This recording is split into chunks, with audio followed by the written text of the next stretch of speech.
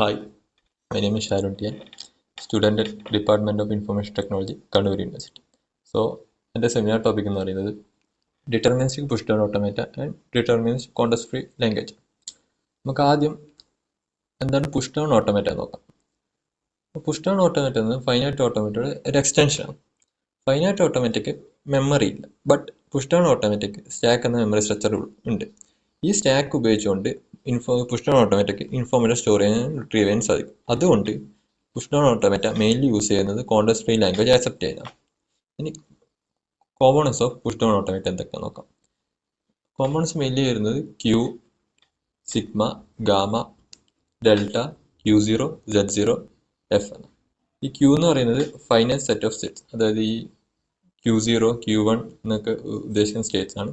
പിന്നെ സിഗ്മ എന്ന് പറയുന്നത് ഇൻപുട്ട് ആൽഫാബെറ്റ്സ് ആണ്, അതായത് A, B, small letter A, B അതൊക്കെയാണ്.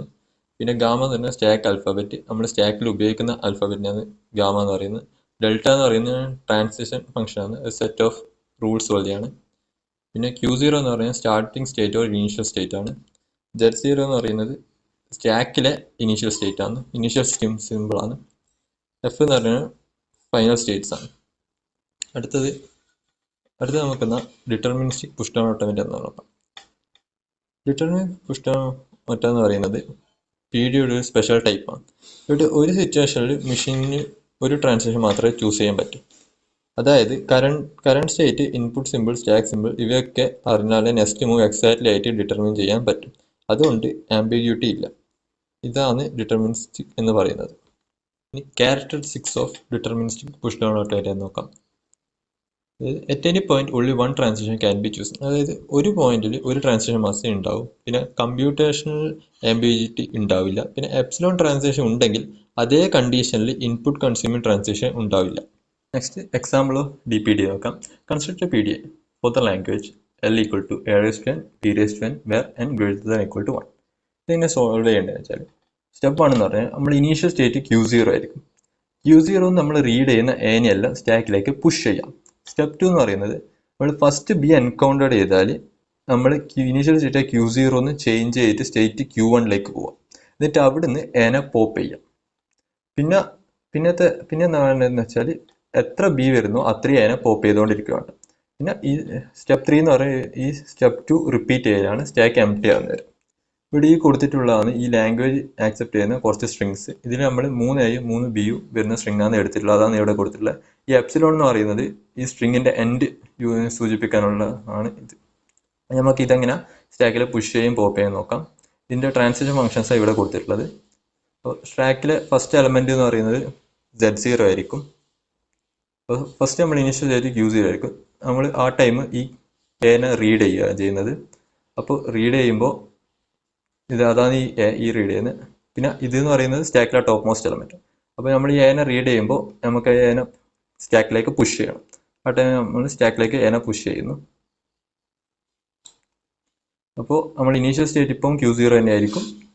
സ്റ്റാക്കിലെ എലമെന്റ് എന്ന് പറഞ്ഞാൽ Z0 ആയി മാറിയിട്ടുണ്ടാവും. അടുത്ത ട്രാൻസിഷൻ ഫംഗ്ഷൻ നോക്കാം. നമ്മൾ സ്റ്റേറ്റ് Q0 തന്നെ അടുത്ത എലമെന്റ് റീഡ് ചെയ്യാൻ പോകുന്നത് A ആണ്. പിന്നെ ടോപ്പ് ഓഫ് ദി സ്റ്റാക്ക് ഇപ്പോൾ A ആയിട്ടാണ് ഉള്ളത്. ഇനി നമുക്ക് ഈ ഏന സ്റ്റാക്കിലേക്ക് പുഷ് ചെയ്യണം. അപ്പോൾ സ്റ്റാക്ക് പുഷ് ചെയ്യും. നമ്മളിപ്പോൾ ഏന പുഷ് ചെയ്തതിന് ഇനി നമ്മൾ ഇപ്പോൾ സ്റ്റേറ്റ് Q0 ആയിരിക്കും. ഇപ്പോൾ സ്റ്റാക്കിലെ എലമെന്റ് എന്ന് പറയുന്നത് A പിന്നെ Z0 ആയിരിക്കും. ഇനി അടുത്തത് തേർഡ് A ആണ്, അതിന് നമ്മൾ പുഷ് ചെയ്യണം. അത് ഇനീഷ്യൽ സ്റ്റേറ്റ് Q0 ആയിരിക്കും.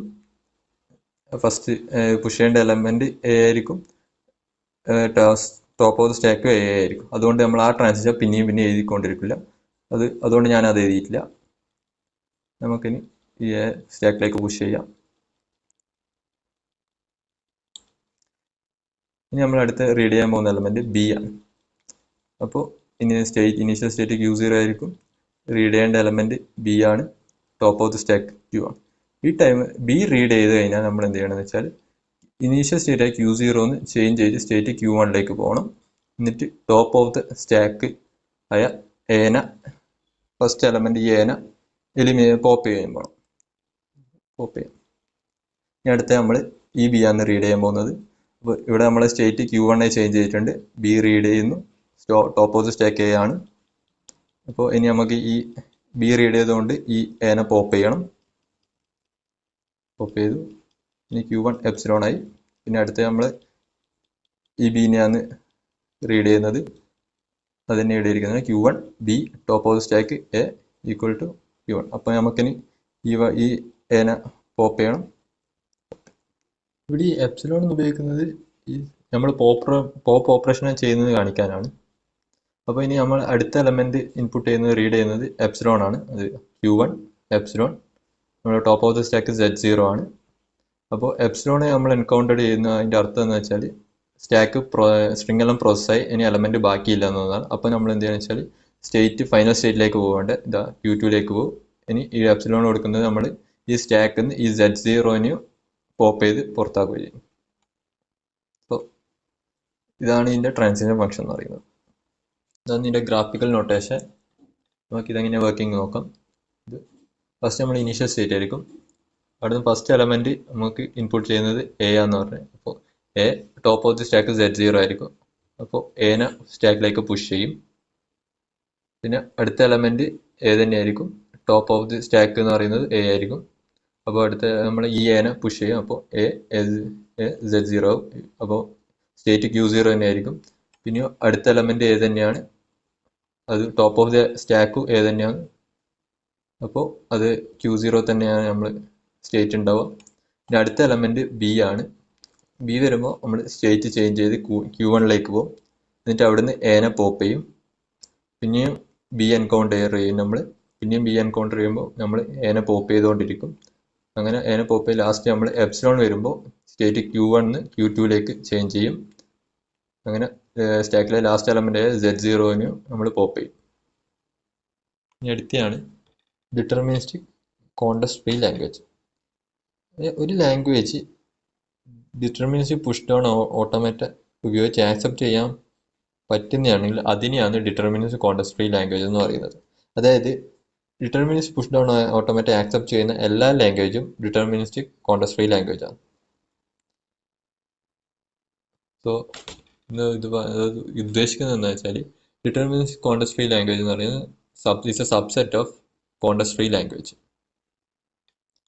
അതായത് എല്ലാ ഡിറ്റർമിനിസ്റ്റിക് കോണ്ടെക്സ്റ്റ് ഫ്രീ ലാംഗ്വേജും കോണ്ടെക്സ്റ്റ് ഫ്രീ ലാംഗ്വേജ് ആണ്. പക്ഷേ എല്ലാ കോണ്ടെക്സ്റ്റ് ഫ്രീ ലാംഗ്വേജും ഡിറ്റർമിനിസ്റ്റിക് കോണ്ടെക്സ്റ്റ് ഫ്രീ ലാംഗ്വേജ് അല്ല. ഈ DCFLന്റെ ഒരു എക്സാമ്പിൾ നോക്കാം. Show that the language L equal to W C W raised to R where W belongs to AB closure is a deterministic context free language. അതായത് W എന്ന് പറയുന്ന ഒരു string എടുക്കണം. പിന്നെ അതിൻ്റെ ഇപ്പുറം തന്നെ C എന്ന് പറഞ്ഞൊരു സ്ട്രിങ് ഉണ്ടാവും. അതിൻ്റെ അപ്പുറം ഈ W-ന്റെ റിവേഴ്സ് ഉണ്ട്. അതായത് നമ്മളിപ്പോൾ W എന്ന് പറയുന്നത് AB ആയിട്ട് എടുത്തിട്ടുണ്ടെങ്കിൽ അതിൻ്റെ ഇപ്പുറം C എന്ന് പറഞ്ഞൊരു എലമെന്റ് ഉണ്ടാവും. അതിൻ്റെ ഇപ്പുറം W-ന്റെ റിവേഴ്സ്. ഇപ്പോൾ AB ആണെങ്കിൽ BA അങ്ങനെയുണ്ടാവും. അങ്ങനത്തെ ഒരു സ്ട്രിങ് ഈ language deterministic context free language ആണ് പ്രൂവ് ചെയ്യാൻ വേണ്ട. ഇതെങ്ങനെ ചെയ്യാന്ന് വെച്ചാൽ ആദ്യം നമ്മൾ ഇതിൽ deterministic push down automatic accept ചെയ്യാൻ നോക്കാം. ഇത് നമ്മൾ ആദ്യം തന്നെ ചെയ്യേണ്ടത് വെച്ചാൽ ഇവിടെ ആദ്യം സിക്ക് മുന്നേ വരുന്ന എല്ലാ എലമെന്റും നമ്മൾ സ്റ്റാക്കിലേക്ക് പുഷ് ചെയ്യും. പിന്നെ അതിനുശേഷം സി എൻകൗണ്ട് ചെയ്താൽ നമ്മൾ Q0 എന്ന ഇനീഷ്യൽ സ്റ്റേറ്റിൽ നിന്ന് Q1ലേക്ക് പോവുക. പിന്നെ അവിടുന്ന് അവിടെ നമ്മളൊരു കണ്ടീഷൻ ചെക്ക് ചെയ്യണം. അതായത് സിക്ക് മുന്നേ ഉള്ള എലമെന്റ് ഏതാണോ അത് തന്നെയാണോ സിക്ക് ശേഷം വരുന്നത്. അങ്ങനെയാണെങ്കിൽ മാത്രം പോപ്പ് ചെയ്യാം, അല്ലെങ്കിൽ ഇത് സ്ട്രിങ് ആക്സെപ്റ്റ് ചെയ്യില്ല. സോ അതിൻ്റെ ട്രാൻസിഷൻ ഫംഗ്ഷൻ ഇത് നോക്കാം. ഇപ്പോൾ നമ്മൾ ഫസ്റ്റ് എടുക്കുന്നത് എലമെന്റ് എ ആണെങ്കിൽ റീഡ് ചെയ്യുന്ന എലമെന്റ് എ ആണെങ്കിൽ Z0 സ്റ്റാക്കിലേക്ക് പുഷ് ചെയ്യും. നമ്മൾ എടുക്കുന്നത് ബി ആണെങ്കിൽ Z0 സ്റ്റാക്കിലേക്ക് പുഷ് ചെയ്യും. നമുക്ക് ഇവിടെ ഈ സ്ട്രിങ് സ്റ്റാക്കിലേക്ക് പുഷ് ചെയ്തിട്ട് ഇതിൻ്റെ ഓപ്പറേഷൻസ് നോക്കാം. ഫസ്റ്റ് എലമെന്റ് എന്ന് പറയുന്നത് എ ആണ്. ഇൻപുട്ട് എലമെന്റ് എ ആണ്. അപ്പോൾ എ വരുമ്പോൾ നമ്മൾ Z0 അപ്പോൾ സ്റ്റാക്കിലേക്ക് പുഷ് ചെയ്യേണ്ടത് എനെ സ്റ്റാക്കിലേക്ക് പുഷ് ചെയ്യാം. അടുത്ത എലമെന്റ് എന്ന് പറയുന്നത് ബി ആണ്. ബി വരുമ്പോൾ ബി ഇതാണ് അതിൻ്റെ ട്രാൻസിഷൻ ഫംഗ്ഷൻ.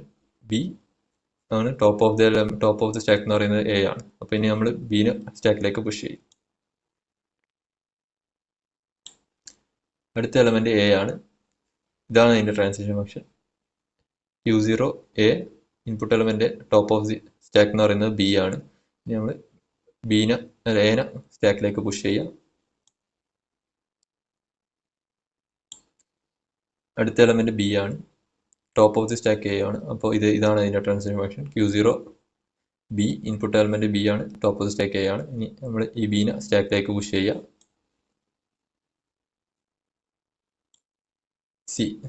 സി എൻകൗണ്ടർ ചെയ്താൽ നമ്മൾ സ്റ്റേറ്റ് ചേഞ്ച് ചെയ്യണം. Q0 ന്ന് Q1ലേക്ക് സ്റ്റേറ്റ് ചേഞ്ച് ചെയ്യാം.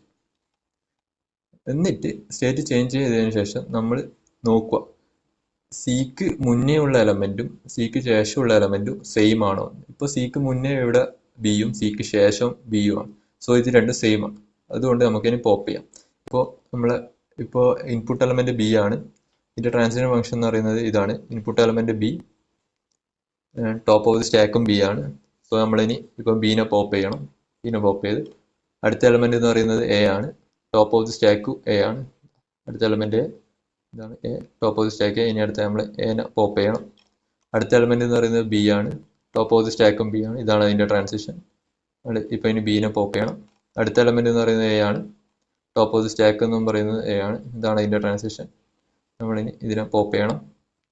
അറ്റ് ലാസ്റ്റ് നമുക്ക് ഇവിടെ എപ്സിലോൺ എൻകൗണ്ടർ ചെയ്യും. നമ്മൾ എപ്സിലോൺ എൻകൗണ്ടർ ചെയ്യുക സ്ട്രിങ്ങിൻ്റെ എൻഡാണെന്ന് കാണിക്കുക.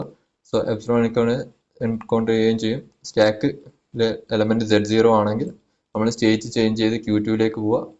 എന്നിട്ട് Z0നെ പോപ്പ് ചെയ്യുകയും ചെയ്യാം. So this transition defines a PDA because the symbol C uniquely tells the automation when to stop pushing and start popping. So there is no determinist type. അതുകൊണ്ട് ഇത് determinist context free language. So thank you.